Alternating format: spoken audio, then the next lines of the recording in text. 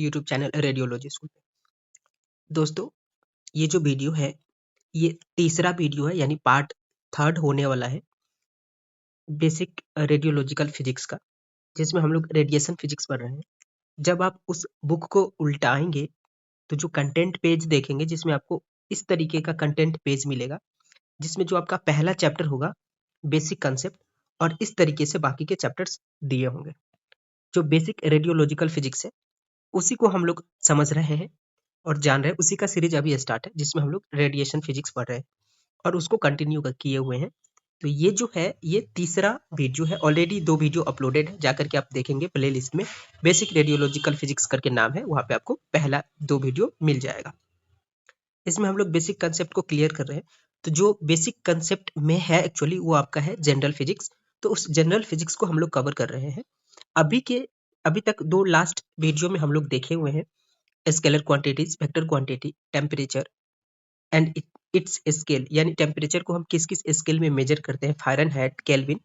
इसके बाद हीट और हीट के ट्रांसमिशन के प्रोसेस को जाने हैं, हीट कैपेसिटी समझे, लेटेंट हीट को जाने, और जो बॉडी का नॉर्मल टेम्परेचर होता है, जो सबसे जरूरी बात हम लोगों को जानना है, बॉडी का नॉर्मल टेम्परेचर, तो उसको हम लोग जाने हैं अलग अलग स्केल पे। ठीक है। अब उस चैप्टर में कुछ फॉर्मूलाज है जिसको मैं अब तक कवर नहीं किया हूँ। अगर उस चीज का नीड है तो आप लोग हमें कमेंट कर दीजिएगा, मैं उस पर एक छोटा सा वीडियो बना करके जितने भी फॉर्मूलाज है उस चैप्टर में सबको एक साथ कर दूंगा। अब जो इस वीडियो में हम लोग पढ़ने वाले हैं, इसमें पढ़ेंगे थर्मल एक्सपेंशन के बारे में, थोड़ा सा एक्स्ट्रा समझेंगे जो हम लोग पिछले वीडियो में नहीं समझ पाए थे, जिसमें होगा आपका थर्मल एक्सपेंशन, इवेपोरेशन और वेपोराइजेशन। राइट, तो उसको समझते हैं पहले, उसके बाद फिर जो हम लोग कंटिन्यू करेंगे, जिसमें हम लोग रेडियोलॉजिकल मैथमेटिक्स पढ़ेंगे। यानी जो रेडियोलॉजी के फील्ड में जो रेडियोलॉजिकल मैथमेटिक्स होता है एक्चुअली, चीज़ों को कैलकुलेट करने में, वो किस तरीके का चीज़ यूज होता है, मैथमेटिक्स के कौन से पार्ट को हम लोग इसमें यूज करते हैं, उस चीज़ को समझेंगे। तो सबसे पहले हम समझ लेते हैं, जो पिछला वीडियो था उसमें हीट को लेकर के हम लोग बात किए हुए थे कि हीट कैसे ट्रांसफर होता है, कैसे एक बॉडी के अंदर हीट आता है, वो कैसे हॉट और कोल्ड होता है कोई बॉडी। अब बात कर लेते हैं कि अगर किसी बॉडी को हीट देते हैं तो उसके बाद क्या हो सकता है।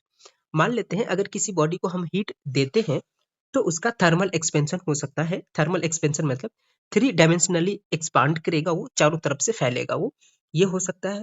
या हीट देने के बाद बॉडी के सरफेस के ऊपर इवेपोराइजेशन का प्रोसेस हो सकता है। ये प्रोसेस सिर्फ और सिर्फ लिक्विड में होता है। इवेपोराइजेशन का प्रोसेस लिक्विड के अपर सरफेस पे ही होगा, जो उसके बॉइलिंग पॉइंट से पहले के टेम्परेचर पे ही स्टार्ट हो जाएगा। मान लेते हैं वाटर का बॉइलिंग पॉइंट 100 डिग्री सेल्सियस है, लेकिन जब वाटर का इवेपोराइजेशन होगा तो वो 100 डिग्री सेल्सियस से पहले ही वो इवेपोराइज करना स्टार्ट कर देगा। राइट, और वेपोराइजेशन होता है कि जब वही सेम प्रोसेस किसी सॉलिड में हो, यानी सॉलिड का अपर सरफेस का एटम एस्केप करने लग जाए, तो उसको हम लोग वेपोराइजेशन का प्रोसेस कहते हैं। राइट, तो ये था कि अगर हम किसी ऑब्जेक्ट को, किसी बॉडी को हीट देते हैं तो ये 3 अलग अलग स्टेप हो सकते हैं उसमें। राइट, जिसमें थर्मल एक्सपेंशन, इवेपोराइजेशन और वेपोराइजेशन का प्रोसेस था। अब जो इस वीडियो का मेन टॉपिक है उस पे हम लोग वापस आते हैं। तो इस वीडियो में जो हम लोग अभी जानेंगे, देखेंगे, वो है आपका रेडियोलॉजिकल मैथमेटिक्स। रेडियोलॉजिकल मैथमेटिक्स में जो सबसे पहले हम लोग पढ़ने जा रहे हैं, इसमें है आपका बेस एंड एक्सपोनेंट। एक्चुअली जब हम रेडियो के फील्ड में किसी चीज को मेजर करेंगे, मान लिया रेडिएशन क्या होता है या फिर कुछ भी चीज हमें मेजर करना होगा, तो उसमें जो मैथमेटिक्स यूज होगा उसी चीज को हम यहाँ पे देखने वाले हैं। अब ये कैसे यूज होगा, कहाँ पे यूज होगा, आगे चल करके हम लोग इसी बुक को कवर करते करते इन सब चीजों को भी जान लेंगे। जिस बुक को हम कवर कर रहे हैं, इसमें इस तरीके से हम लोग आगे बढ़ते जाएंगे। जो सबसे पहला चैप्टर है वो लगभग इसका लास्ट वीडियो है ये, और ये कंप्लीट हो जाएगा। उसके बाद हम लोग दूसरे चैप्टर को स्टार्ट करेंगे। एक और जरूर चीज, जो दूसरी चैप्टर होगा आपका 2026 में, यानी नए साल से स्टार्ट करेंगे। ऑलरेडी समय हो ही चुका है, 2 दिन बाद नया साल आने वाला है। तो आप सब लोगों को एडवांस में हैप्पी न्यू ईयर, बहुत बहुत बधाई नए साल। हम लोग थोड़ा थोड़ा करके रेडियोलॉजिकल मैथमेटिक्स को जानते हैं। सबसे पहले बेस एंड एक्सपोनेंट। बेस और एक्सपोनेंट में क्या होता है, एक टर्म होता है जिसमें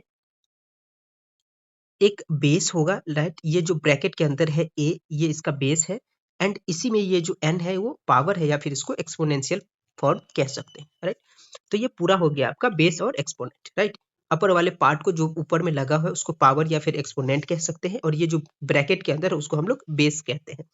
अब ये n है, ये n ये बताता है कि जो बेस है वो अपने आप को कितनी बार रिपीट करेगा, राइट। मान लेते हैं यहाँ पे अगर 2 लिखा रहता, n की जगह पे 2 रहता, तो ये a जो है यानी a इंटू a अपने आप को 2 बार मल्टीप्लाई करता। तो एक्सपोनेंट या फिर पावर ये बताता है कि बेस अपने आप को कितनी बार मल्टीप्लाई करके रिपीट करेगा, राइट। अब कुछ इस तरीके के जो है फॉर्मूलाज होते हैं, या फिर ये कह सकते हैं कि केस हो सकते हैं एक्सपोनेंट और बेस में। जैसे अगर n का वैल्यू 1/2 हो और ये पॉजिटिव इंटीजर ना हो, तो इस तरीके से लिखा जाएगा उसको, a का पावर 1/2, उसको हम लोग 2√a भी कह सकते हैं, सिंपली √a भी कह सकते हैं। अगर वहीं पे n का वैल्यू 1 हो, अगर वहीं पे n का वैल्यू 0 हो, तो क्या हो सकता है, किसी के भी पावर में अगर 0 आ जाता है तो उसका वैल्यू 1 हो जाता है। इसी तरीके से यहाँ पे a का वैल्यू 1 हो गया और a is not equal to 0। And ये सारे फॉर्मूलाज दिया हुआ है। अगर पावर निगेटिव में हो तो उसको हम लोग रिसिप्रोकल कर देते हैं, राइट, कन्वर्ट कर देते हैं। और ये कुछ फॉर्मूलाज है, इसी तरीके से उसको हम लोग सॉल्व करते हैं। अगर एक्सपोनेंट में आपको मल्टीप्लाई दिया हुआ है तो हम लोग सिंपली दोनों के पावर को ऐड कर देते हैं, लेकिन इसमें देखना यह है कि बेस दोनों का सेम होना चाहिए। अगर बेस दोनों का सेम नहीं है तो मेथड अलग होता है, पर अगर दोनों का बेस सेम है तो हम लोग पावर को जनरली ऐड कर देते हैं, राइट। अगर डिवाइड है और बेस सेम है तो पावर को सब्सट्रैक्ट कर देते हैं। इसी तरीके से यहाँ पे फॉर्मूलाज है और इसी के ऊपर सारे क्वेश्चंस बनते हैं, राइट, एक्सपोनेंट और बेस के। दूसरा है decimal and binary number. Decimal और बाइनरी नंबर को हम लोग यूज करते हैं, ये इसलिए क्योंकि ये जो बाइनरी नंबर होता है ये कंप्यूटर में इसी नंबर को जो है ऑपरेट किया जाता है। जो कंप्यूटर का सिस्टम होता है इसी नंबर को समझता है, इसी नंबर को वो जानता है। और हमारे रेडियोलॉजी के फील्ड में बहुत सारे ऐसे चीज है जिसको हम लोग कंप्यूटर के सॉफ्टवेयर की मदद से जो है सॉल्व करते हैं, देखते हैं। तो उस कंप्यूटर में जिस नंबर को समझा जाता है, जाना जाता है, या कंप्यूटर सिस्टम जिस नंबर को समझता है उसी चीज से हम लोग भी डील करते हैं, और यही है रेडियोलॉजिकल मैथमेटिक्स, राइट। तो इसमें हम लोग बाइनरी नंबर और डेसिमल नंबर को समझते हैं। डेसिमल नंबर 10 टाइम्स ग्रेटर होता है, यानी जो एक नंबर होगा उसके लेफ्ट वाला नंबर, मान लेते हैं एक नंबर है कोई ये डेसिमल, डेसिमल 1 2 3, तो इससे 10 टाइम्स ग्रेटर 2 है और 2 से 10 टाइम्स ग्रेटर 1 है। इस तरीके से ग्रेटर होता है। लेकिन यहीं पर ये बाइनरी नंबर में क्या होता है कि मान लेते हैं 0 0 1 0 1 करके है, तो इस 1 से 2 टाइम्स ग्रेटर ये 0 है, इस 0 से 2 टाइम्स ग्रेटर ये है, और इससे 2 टाइम्स ग्रेटर है। इसके सम होने के बाद 2 टाइम्स ग्रेटर होता जाता है, जितना पीछे जाएगा उतनी बार उसके 2 टाइम्स ग्रेटर होता जाएगा। इस तरीके से इस नंबर को सॉल्व किया जाता है।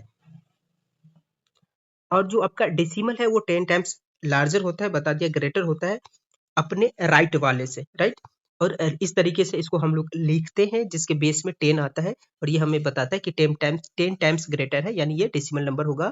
डेसिमल दिए जाते हैं नंबर के बीच में, उसका 0 से 9 तक का डिजिट को, नंबर को वो यूज करता है। टोटल डिजिट्स उसमें जो यूज होते हैं वो 10 होता है, और उसके बेस पे 10 लगाया जाता है, ये बताने के लिए कि ये डेसिमल का नंबर है।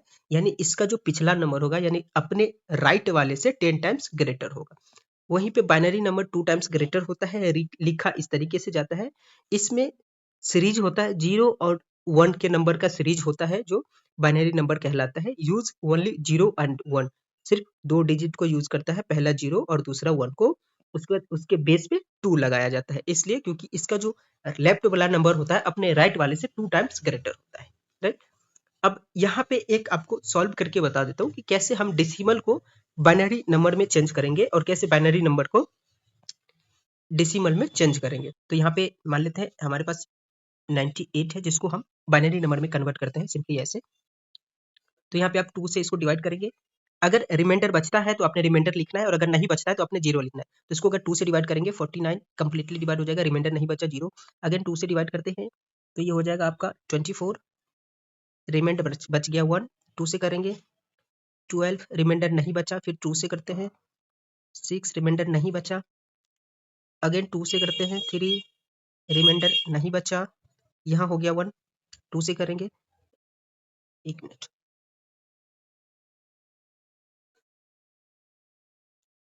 यहाँ 1 रिमाइंडर बच जाएगा तो 1, और ये रिमाइंडर कितना बचा 1, और फिर आप इसको इस सीरीज में जो है वापस से लिख देंगे, जैसे 1 1 0 0 0 1 अगेन 0, और ये जो नंबर हो गया आपका ये बाइनरी नंबर हो गया। तो इस तरीके से आप किसी भी डेसिमल नंबर को बाइनरी नंबर में कन्वर्ट कर सकते हैं। अगेन आप बाइनरी नंबर को डेसिमल में कन्वर्ट करना चाहते हैं तो किस तरीके से कर सकते हैं, ये भी बहुत आसान है।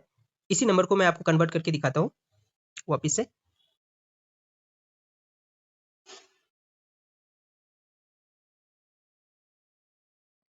यहाँ पे ये जो नंबर है ये 1 मिनट 1 1 0 0 0 1 0 करके नंबर आया था। अब इसको हम लोग कन्वर्ट करते हैं, तो आप सबके नीचे ऐसे लाइन खींच के सबके पास 2 2 2 2 2 2 और 2, और सबके ऊपर 0 से लेकर के पावर डालेंगे, जैसे 0 1 2 3 4 5 6, और इसके पावर को सॉल्व करने के बाद, जैसे किसी भी चीज का पावर अगर 0 है तो उसका वैल्यू 1 होता है, लेकिन इस 1 को इस 0 से मल्टीप्लाई करेंगे। सबसे पहले आप इस नीचे वाले को सॉल्व कर लेंगे, इसके पावर को सॉल्व करेंगे, उसको सॉल्व करने के बाद जो भी आंसर आएगा उसको ऊपर वाले से मल्टीप्लाई कर देंगे, किससे, इस वाले से मल्टीप्लाई करेंगे। तो जैसे किसी भी चीज के ऊपर अगर पावर 0 है तो उसका वैल्यू 1 होता है, तो ये इसका 1 वैल्यू हो गया, इसका वैल्यू 1 हो गया, लेकिन इसको अगर आप जब इससे मल्टीप्लाई करेंगे इस 0 से, तो इसका वैल्यू फिर अगेन 0 हो जाएगा। ठीक है, तो यहाँ हम लिख लेते हैं 0। ठीक इसी प्रकार से इसको जब करेंगे तो ये हो जाएगा 2, इस 1 से मल्टीप्लाई करेंगे 2 to 4, लेकिन यहाँ पे करेंगे तो ये हो जाएगा 0, अगेन 0, फिर से 0, और ये हो जाएगा 5। 2 को 5 टाइम्स मल्टीप्लाई करेंगे इटसेल्फ, यानी 2 को 5 बार 2 से मल्टीप्लाई करेंगे तो कितना आने वाला है 32, और फिर ये 6 बार करेंगे तो 64। जब आप इस सब को ऐड करेंगे तो आ जाएगा आपके पास 98। राइट, तो इस तरीके से हम इसको सॉल्व करते हैं। बाकी आप इसको और भी जा करके दूसरे जगह पे समझ सकते हैं, देख सकते हैं। ये एक्चुअल में हमारा टॉपिक है नहीं, पर फिर भी हम लोग कवर कर लेते हैं, इतना डिटेल तो नहीं है हमारे में। तो इस तरीके से आप इस चीज को कवर कर सकते हैं। बाकी और भी अगर है तो आप हमें बता सकते हैं, हम भी एक शॉर्ट्स में इस चीज को क्लियर कर देंगे। तो ये जो नंबर है ये हमारे फील्ड में, रेडियोलॉजिकल के फील्ड में यूज होता है, मैथमेटिक्स में यूज होता है। बाकी आपका हो जाता है लॉगरिदम, जिसको यूज करते हैं, ये इसका टेबल है, फॉर्मूला है, इस फॉर्मूले पे यूज किया जाता है, और इस टेबल से वैल्यू दी जाती है लास्ट में, जब लॉग बचता है तो उसकी वैल्यू यहाँ से लिखी जाती है। इस तरीके से सॉल्व करते हैं इसको। आप फिजिक्स में और केमिस्ट्री में भी पढ़ते हैं बहुत अच्छे तरीके से। बाकी ग्राफ का भी यूज होता है हमारे रेडियोलॉजिकल मैथमेटिक्स में, और ग्राफ का जो फॉर्मूला है एक्चुअली, जो सिंपल ग्राफ का फॉर्मूला है ये होता है y is equal to M X plus C, जहाँ पे m हो जाएगा स्लोप ऑफ ग्राफ, ये जो स्लोप है इस ग्राफ का, इसको हम m कहते हैं, और c हो जाएगा इंटरसेक्टिंग पॉइंट, जब अगर y पे किसी पॉइंट पे जाकर के इंटरसेक्ट करेगा हमारा स्लोप तो। राइट, और इस तरीके से ग्राफ दिखता है। जनरली अगर ग्राफ को हम लोग डिफाइन करें तो relation between physical quantities plotted as line with reference to a set of axis. Right, इस तरीके से इसको डिफाइन करेंगे। अगेन आपका ट्रिग्नोमेट्री है, जो mathematics which deal with the triangles and relation between angles and the sides। किसी triangle के एंगल और साइड के बीच में जो रिलेशन को डील करता है उसको हम लोग ट्रिग्नोमेट्री कहते हैं। और इसके ये फॉर्मूला है, जैसे अगर आपको साइन थीटा निकालना है, ये एक्स है और ये एंगल है और ये साइड है। राइट, ये तीनों साइड है, ये एंगल है, तो इस एंगल और इस तीनों साइड के बीच में रिलेशन निकालना है, तो आप इस तीनों फॉर्मूला को यूज करके इजिली निकाल सकते हैं। ऑलरेडी आप लोगों ने निकाल रखा होगा, तो इन सब चीजों में बहुत ज्यादा दिक्कत होना नहीं चाहिए। बाद बाकी इसका कैलकुलेशन हम लोगों में बहुत कम है, बस हमें ये जानना था कि क्या क्या हमारे इस फील्ड में, रेडियोलॉजी के फील्ड में यूज हो सकता है, तो इन सब चीजों को हम लोग जान लिए। जैसे कि ये हम लोग बेसिक रेडियोलॉजिकल फिजिक्स को जानना, समझना और पढ़ना स्टार्ट किए हैं, तो उसमें जो भी चीज आएगा, जो भी टॉपिक आएगा, थोड़ा थोड़ा जरूर, लेकिन बात हम लोग करेंगे थोड़ा सा ही सही, पर हर एक टॉपिक को, हर एक चीज को जानने की कोशिश करेंगे। जो आपको एक्स्ट्रा समझने की जरूरत है, यानी आपको ये लगे कि ये चीज छूट गया है या आपको समझ नहीं आया, तो आप हमें कमेंट कर दीजिएगा, हम जरूर से उस चीज को सॉल्व करने की कोशिश करेंगे और करके देंगे आपको। बाद बाकी आप अगर चैनल पे नए हैं तो चैनल को सब्सक्राइब कर लीजिए। सीरीज अब स्टार्ट हो चुका है, तो ये चैप्टर और बुक को खत्म करने के बाद ही कंप्लीट होगा ये सीरीज पूरा। तो आप जुड़े रहिए और एक एक लेक्चर को, एक एक वीडियोस को देखिए, समझिए, और नोट्स ऑलरेडी इसमें बना हुआ है, ये आपको टेलीग्राम पे मिल जाएगा, इसके लिए आप टेलीग्राम ज्वाइन कर सकते हैं। बाकी इस वीडियो को, चैनल को दोस्तों के साथ शेयर कर दीजिए, ताकि हम लोग अपने आप को बड़ा फैमिली के रूप में देख सके, बना सके। और अगर आप भी नए हैं तो चैनल को सब्सक्राइब कर लीजिए। फिर से एक बार नए साल की बहुत-बहुत बधाई आप सभी लोगों को। Thank you so much.